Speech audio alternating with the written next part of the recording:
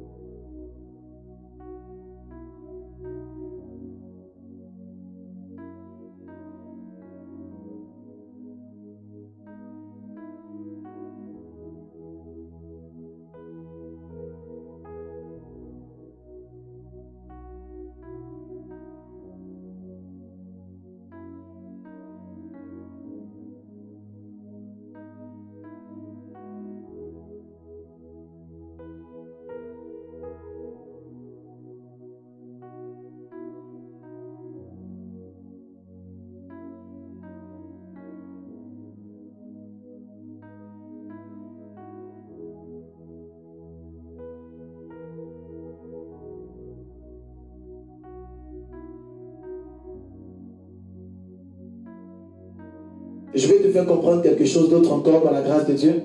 Amen. Tu vas prendre rapidement ta Bible, Genèse chapitre 2. Je vais te faire comprendre quelque chose. À partir du verset 22. Ma fille, vas-y. L'Éternel Dieu forma une femme de la côte qu'il avait prise de l'homme. L'Éternel Dieu forma une femme de la côte de l'homme. Qu'il avait prise de l'homme. Vas-y. Et il l'amena vers l'homme. Il avait quoi? Il l'amena vers l'homme. Faut répéter encore. Il a fait quoi? Il l'amena vers l'homme. Donc c'est Dieu qui a envoyé la femme vers l'homme. Vas-y. Yes. Et l'homme dit. Et l'homme dit. Voici cette fois. Voici cette fois. Celle qui est os de mes os. Celle qui est os de mes os. Et chair de ma chair. Et chair de ma chair. On l'appellera femme. Donc Adam dit, on va l'appeler femme. La Bible dit que il y avait un homme qui s'appelait Adam. D'accord? Adam était seul, il n'avait pas de femme. Adam était seul. Amen. Ce soir, je prêche rapidement en 10 minutes ou 15 minutes, je ne sais pas. Je prêche mais rapidement sur le thème « Je veux mon alliance ». Amen. Écris avec moi « Je veux mon alliance ». Je veux mon alliance. Écris avec moi « Je veux mon mariage ». Je veux mon mariage. Oh, écris bien. Écris « Je veux mon mariage ». Je veux mon mariage. Je veux mon alliance. Je veux mon alliance. Je vais parler de ça rapidement, s'il te plaît. Dans le texte que nous venons de lire, la Bible dit que l'Éternel Dieu a formé l'homme. Et dans la côte de l'homme, il a pris, c'est dans le corps de l'homme, il a pris la côte et il a fabriqué ce qu'on appelle une femme. Amen. Mais ce qui m'étonne et ce qui me touche, la Bible dit, c'est l'Éternel qui a envoyé la femme auprès de l'homme. Je répète encore, c'est l'Éternel qui a pris la femme. Il a tiré la femme et il l'a envoyée auprès de l'homme. Mais je me suis posé la question, mais Seigneur, on nous a toujours appris que c'est l'homme qui va vers la femme. Mais comment se fait-il que c'est la femme qui est venue vers l'homme? On nous a toujours dit que c'est l'homme qui doit aller draguer la femme afin que la femme puisse entrer maintenant dans X, Y, Z. Mais comment se fait-il que ici, c'est toi qui as pris la main de la femme et tu l'as envoyée vers l'homme? Dieu forme l'homme, mais sur la côte. Il prend la côte, il forme la femme et il envoie la femme auprès de l'homme. Donc il donne la femme à l'homme pour lui dire voici. Amen. Il y a beaucoup de personnes, le Seigneur m'a dit, elles veulent entrer ou ils veulent entrer dans le mariage, mais il y a un problème. Tu n'es pas encore marié, tu n'es pas encore entré dans l'église sacrée du mariage parce qu'il y a un problème. Amen. Tu as un problème au niveau de l'alliance. Tu as un problème dans le mariage. Tu as un problème. Je te dis ça aujourd'hui. Tu n'es pas encore marié, tu n'as pas encore d'alliance parce que tu as un problème. Et c'est ce problème-là que je suis venu élucider par la puissance de cet esprit. C'est ce problème-là que je suis venu casser par le feu de Dieu. C'est ce problème que je suis venu briser par la puissance de cet esprit. Les gens nous ont dit que la femme doit rester, doit attendre que l'homme va venir vers elle. Mais tu as attendu jusqu'à actuellement, tu as 52 ans. Fais comment? Pourquoi tu es comme ça même? Quand tu lis clairement la parole de Dieu, le Seigneur a fait mon esprit, j'ai commencé à comprendre quelque chose. Je trouve que c'est un mystère. C'est un mystère très grand. Il forme l'homme, il prend la côte et il forme la femme. Et il prend la femme, il l'envoie vers l'homme. C'est pas l'homme qui est parti. Et les gens ont pris le texte qui dit l'homme quittera son père et sa mère s'attachera à une femme. L'homme quittera son père et quittera sa mère, il s'attachera à une femme. Mais qu'est-ce qui dit que c'est lui qui est parti? Moi je ne comprends pas. Donc comme ils ont dit attaché là, vous avez dit qu'il s'est déplacé pour partir vers la femme. Il y a un problème. Parce que au temps originel, Dieu prend la côte, il forme la femme et c'est la femme qui prend et puis l'envoie vers l'homme. Mais il y a un problème. Il y a beaucoup de femmes, il y a beaucoup d'hommes qui ne sont pas contre de l'océan sacré du mariage parce qu'ils n'ont pas encore compris ce problème-là. C'est un problème qui est lié au niveau du mouvement. C'est quoi le mouvement? Le mouvement. Le mouvement. Le mouvement. Depuis que tu n'es pas encore marié pour un problème de mouvement. Dis numéro 1, le mouvement. Numéro 1, le mouvement. Le mouvement. Le mouvement. Il faut bouger. Il faut chercher. Il faut aller palper ton mariage. Il y a un pasteur que je vais taire le nom. Un grand pasteur. Je ne veux pas dire son nom. Tout le monde le connaît. Il était en train de faire la réception dans son bureau. Il y avait beaucoup de personnes qui passaient. Et puis il ne voulait pas que la fille qui est à côté, qui vient à peine d'arriver, puisse entrer pour la réception. Or, lorsqu'il regarde la fille est très belle, il est amoureux, il est là dans son bureau, il est seul, il est célibataire, mais quand il voit la fille de loin, il dit que celle-là, elle peut faire quelque chose pour moi. Il a dit non, coupez la réception, la fille qui est là-bas, la claire, la jolie, la mince, là, faut la faire venir. Amen. C'est elle qui veut recevoir. Il dit c'est comme ça, il a rencontré sa femme. C'est comme ça. Et sa femme est venue se marier. Donc ça veut dire qu'il était obligé de faire le mouvement pour que sa femme puisse venir. Mais avant de faire le mouvement, avant de créer la barrière, la femme elle est quittée quelque part et puis elle est venue. Amen. Si la femme n'était pas venue là, elle n'allait jamais retrouver ce pasteur, elle n'allait jamais se marier, ils n'allaient pas se voir. Vérité. Mais elle s'est déplacée, elle est venue à l'église, elle est venue à la réception, elle est venue voir le pasteur. Et c'est là que le pasteur a regardé de loin, avec l'œil de la vision prophétique, il a vu la chose. Écoute-moi, excellent enfant de Dieu. Souvent, tu n'arrives pas à entrer dans le mariage simplement parce que tu n'apprends pas à bouger. Tu as un problème de mouvement. Comme non, c'est moi ici la femme, j'ai attendu, il va venir me draguer. Ça y est, 54 ans. Qui est venu? Personne. Alors, dans notre tradition africaine, on nous fait comprendre que lorsque une femme vient vers un homme, mais lorsque une femme commence à bouger pour... Non, elle n'est pas bien, c'est une prostituée. Tu es bandit, hein? Toi, tu es marié, non? Tu as tes enfants, non? Donc, c'est elle qui est prostituée parce qu'elle est seule. Tu es un bandit. On n'a pas dit là plusieurs gars. On dit qu'elle bouge. Je ne suis pas un pasteur qui prêche la sainteté et qui dit non, faut te voiler, tu vas rester à la maison. La Bible dit, c'est pas moi qui dis, c'est la Bible qui dit. Lorsque Dieu a créé l'homme là, hein, il a pris la côte. Quand il a fini de prendre côte là, la Bible dit, il a pris la femme. Il l'a envoyé vers l'homme. C'est pas l'homme, il a pris l'homme pour aller vers la femme. La Bible, vous savez que la Bible est remplie de mystères. Vous êtes d'accord avec moi? Donc Dieu pourrait prendre en réalité l'homme et dire, ok, Adam, voilà Ève qui est là. Hein. Ève, voilà Adam. Dieu pourrait faire la présentation comme ça. Mais non, Dieu a pris Ève. Il dit, maman, viens en partie. Il va te montrer la route. Donc Dieu lui-même a montré la route à Ève. Pour dire, voilà là-bas, c'est Adam qui est là-bas. Mais toi, tu ne bouges pas. Tu veux un mari par Amazon. Amazon va venir taper comme madame, vous êtes livré aujourd'hui votre mari. Bien par Jumia, pour ceux qui sont en Côte d'Ivoire. Donc on vient taper la porte, c'est qui? C'est Olivier, je suis venu t'épouser. Dieu m'a envoyé. Tu as attendu 65 ans, personne ne va venir. L'une des choses qui fait en sorte que tu n'arrives pas à entrer dans les sacrés du mariage. Et c'est pas pour toutes les autres activités.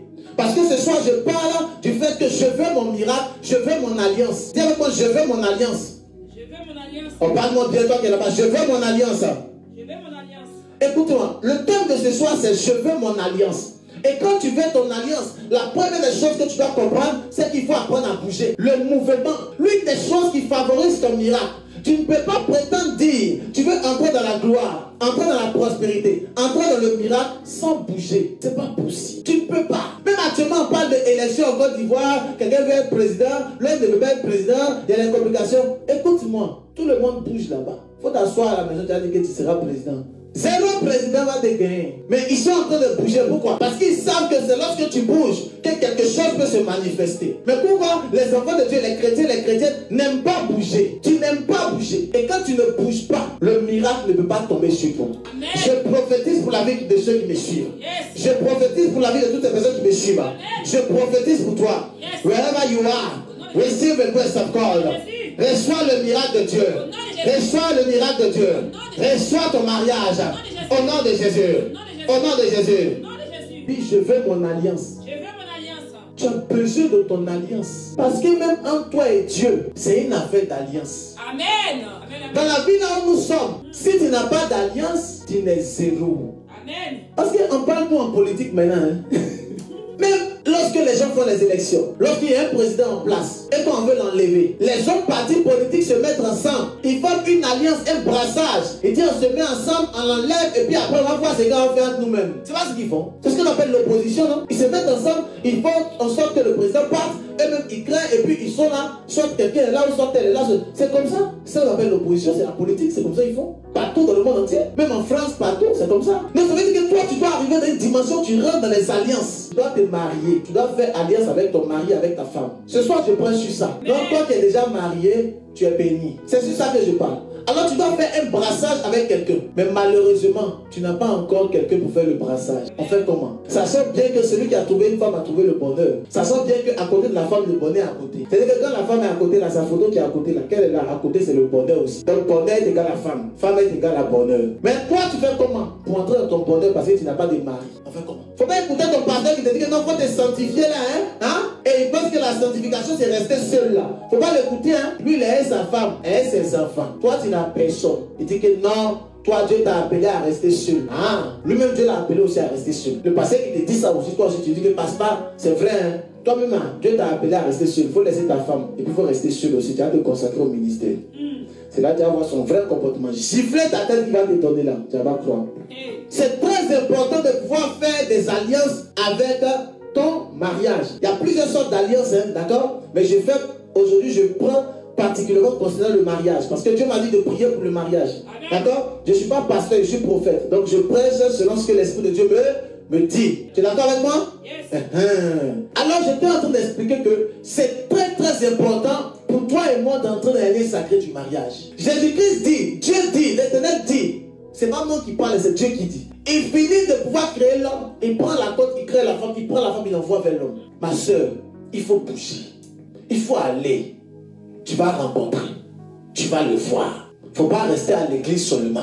À l'église là, tous ceux qui sont là-bas là, des fois ils sont les bandits. Si le pasteur même est bandit, c'est fidèle qui a dit que non. Des fois lui-même il est bandit même. Il y a quelqu'un qui là-bas dit, ah le pasteur il garde nom des chrétiens. Non, il ne garde pas nom des chrétiens, c'est eux qui ont gardé non. Vérité. Il faut que tu bouges pour la gloire de l'Éternel. Amen. Il faut que tu bouges pour que l'honneur et la gloire soient rendus à Dieu.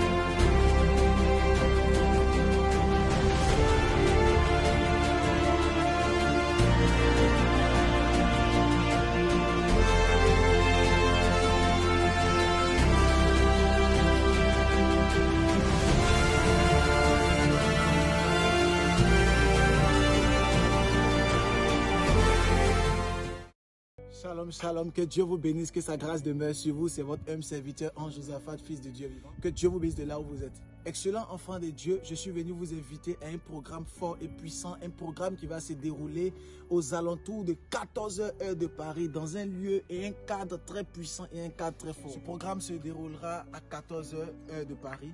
Et ça sera un moment fort et un moment puissant. Ça sera le 2 janvier 2021. Ce serait au 1 avenue de la République, 93 177 Bagnolet, à l'hôtel, un hôtel luxueux, somptueux, où des choses extraordinaires se manifesteront pour la gloire de Dieu. Écoutez, ne vous inquiétez pas concernant le coronavirus. Nous avons pris les dispositions nécessaires, tout ce qui est sanitaire, tout ce qui est gel hydroalcoolique, tout ce qui est distanciation sociale a été mis à bord. L'hôtel a mis tous ces éléments-là en place afin de pouvoir assurer une sécurité pour toutes les personnes qui seront présentes. La puissance de Dieu va se manifester d'une manière extraordinaire et Dieu va changer ta vie.